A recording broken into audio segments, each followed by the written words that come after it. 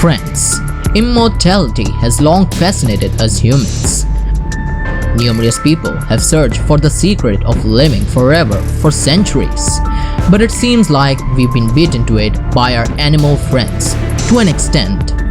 Today, we'll be looking at 10 animals that can live after death. Make sure you stay tuned for number 1, as this creature just might be immortal. Hey guys, my name is Mohammed Anik and welcome to my channel Global TV.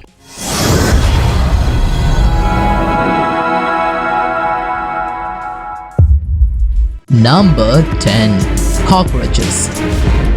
It shouldn't come as a surprise that these tiny little bugs would make today's list.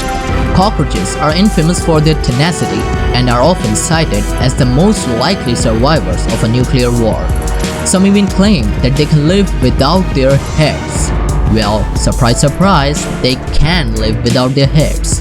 In fact, they can go on living for weeks. To understand how these bugs can survive decapitation, first we must understand how we fragile humans couldn't. First of all, humans bleed, and when a man's head comes off, he bleeds a lot. Cockroaches doesn't have the problem though. They have an open circulatory system which translates to little to no blood pressure. So, if their head is lopped off, the wound just closes naturally due to clotting. And secondly, and probably obviously, humans' head hold quite a bit important part of our body, our brain. And without it, humans will not function. Eating, drinking, and breathing are all impossible without the head. Cockroaches, on the other hand, don't need their heads to breathe, as they do this process through little holes located on their body called spiracles. Although a headless cockroach will die of starvation eventually, it will take weeks for them to do so. Number 9. Bees. This might sound like a cop out to you. No, bees die and they stay dead. However, there is a reason why they appear on this list, because even though a bee might be dead, it can still sting you. Not in the way you think, of course. Dead bees obviously can go flying around and actively sting you. It's that their stinging parts, and more importantly, their venom delivery system, will still work even if the bee is long dead. When a bee stings, the sting detaches from its body, leaving it embedded into the skin of its victim. Attached to the sting is a tiny organ that both contains the bee venom and a tiny muscle that pumps the venom out. Due to the simple physiology of bees, these actions are not controlled by the bee's simple brain, but rather by involuntary impulses. So, if you think you're safe picking up a dead bee, think again. Number 8. Chickens. There is truth to the expression running around like a headless chicken after all. Yes, ask any farmer and they will tell you chickens can still run around with their heads cut off. And there is a very simple reason for this. And it's not because chickens are zombies. No, the reason is, believe it or not, human error. A butcher's error, to be more specific. You see, a chicken's central nervous system is very different from us humans. Some basic bodily functions are controlled not by the brain itself, but by certain parts of brainstem. So, what does this all mean? Well, if a butcher chops a chicken's head too high, most of the times it's just the forebrain of the chicken that comes off with its head, leaving the brainstem and the cerebellum quite intact. In fact, if the butcher also misses the jugular, not only will the chicken continue to move, it sometimes can still breathe. Of course, they will eventually starve to death, but there's one special case that a chicken survived 18 whole months without its head. Number 7. Octopus. I'm pretty sure that you have seen videos online where an octopus, after being chopped up, continues to move. In fact, in certain Asian countries, eating fresh octopus is a deadly delicacy. It's not really the octopus that survives after being chopped up, but rather their 8 wily arms that continue to move about. And it's these 8 arms that usually get stuck in someone's throat, resulting in a very bad day. The reason why octopus arms maintain mobility even after being chopped off is quite fascinating. It's because their central nervous system is quite unique.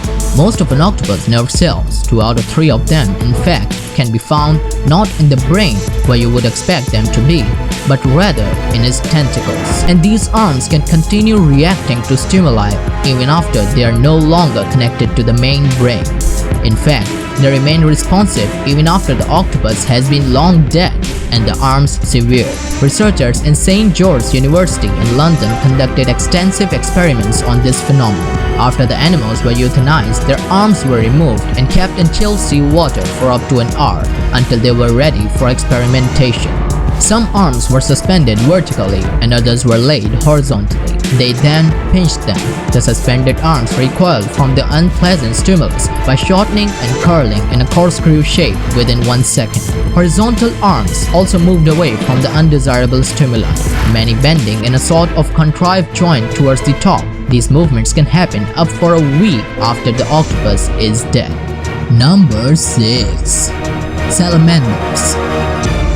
If you're gonna come up with the list of animals that stubbornly continue to live even after apparent death, you'll be hard-pressed not to include the salamander. This animal has always been synonymous to long life and immortality. It's even reviewed by people who believe in magic, believing that the amazing regenerative power of this animal can be considered paranormal. Salamanders have the uncanny ability to regenerate any part of its body that has been chopped off. More amazingly, these regrown parts actually function the same, or in some cases even better than the original parts. This is mainly because of a special protein found in salamanders, which facilitates the replication of cells. This protein can also be found in humans, but in smaller quantities, and they help us heal from our wounds. So, does this mean that we can soon regenerate severed limbs?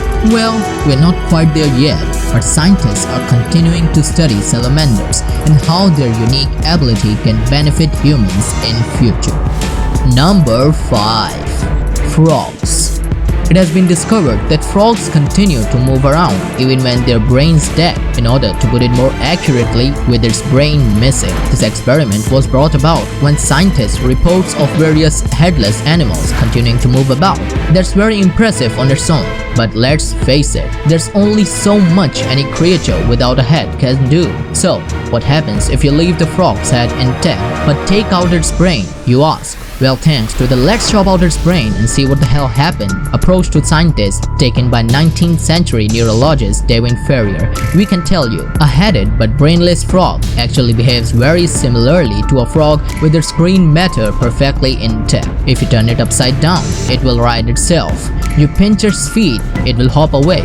You put it in water, it will swim to the side and climb out. And perhaps most disturbing of all, it'll even croak intently if you stroke its back. The factor that results in frogs' zombie-like tendencies is the power of their reflex reaction, which fires the necessary electrical impulses that cause a muscle to expand and contract. Number 4. Flies. You've probably seen David Blaine resurrect dead flies just by touching them. And no, this is not because the magician really has supernatural powers. Flies can survive freezing temperatures and go into some kind of suspended animation. What you really see David doing is thawing the frozen fly using his own body heat. When the insect fully thaws, the fly then flies away. But this amazing ability to survive freezing temperatures is not why the humble fly makes it to the list. Female flies will live for several days after they have been decapitated. Such beheaded females assume an upright stance comparable to that of a normal fly and can do and engage in complex actions such as preening, flying, and under duress, walking. Even more amazed me, men would code decapitated females. That's right, chop off a female fly's head and not much changes really. If anything, it serves to make the fly's behavior more human-like. Number 3. Turtles. The hearts of fish, reptiles, birds, and mammals alike have their own pacemaker cells that take over when the signals from the brainstem are not coming through for some reason, which ensures that the heart still functions for a while even when the brain does not. Now, the turtle took the turn for a while to a whole new level. And this is because From the heart's viewpoint, being cut off from the oxygen and nutrients usually supplied by the blood is just a normal day at the office, because these animals can die for a long time. How long? Well, try 5,000 hours in the case of the loggerhead musk turtle. Yeah, you heard that right. That was 5 followed by 3 zeros, and they can survive that long by what oxygen they can take up from the water via their skin, throat, and butt end, as well as their body's amazing potential for producing energy without oxygen. Their hearts have their own fuel stash, and they just won't give up until every last fill-up of that has been used up. Number 2. Snakes. People's reaction when facing with a highly venomous snake can be boiled down into 3 categories: running away, freezing on the spot, and oh god, kill it, chop its head off. While indeed chopping the thing's head off may seem the most feasible way to avoid getting bitten, the truth is that may not be the case. A snake's head, a vessel for its fangs and deadly poison sacs, still have the ability to bite you and deliver deadly venom even if it's no longer attached to the rest of its body. The snake has heat-sensitive pits at either side of its face, which it uses to detect threat. Now, let's face it, if you're close enough for your body heat to be detected, you're close enough to be considered a threat. These heat-sensitive pits are capable of detecting a threatening presence for hours after death, which means this thing may continue to defend itself, zombie style. And yes, this even applies, the body is no longer attached. Number 1. Flatworms. Are you familiar with the old wives' tale about how earthworms reproduce? It states that if you cut an earthworm in half, 2 earthworms will form from the separate halves. Of course, this has since been proven to be completely hokum. However, substitute the earthworm with a flatworm, and then this old wives' tale suddenly becomes a very true, disturbing story. Flatworms or planarians are known as masters of regeneration. They can rebuild any part of their bodies after amputation. If one is cut in half, the head portion grows a tail and the tail portion grows a head. Cut it into 20 pieces and 20 new worms, each an exact copy of the first, are created. This has been exploited by Nottingham University scientists who have created a colony of more than 20,000 worms. And guess what? They are all from one original, whose bodies and organs do not appear to age. They are confident a single worm which did not divide would live forever unless it catches an infection or other illness. Which deathless animal is your favorite? Let us know in the comment section down below. Thanks for watching guys. Before leaving, please like the video and subscribe my channel so that you can get all my new videos frequently. Goodbye.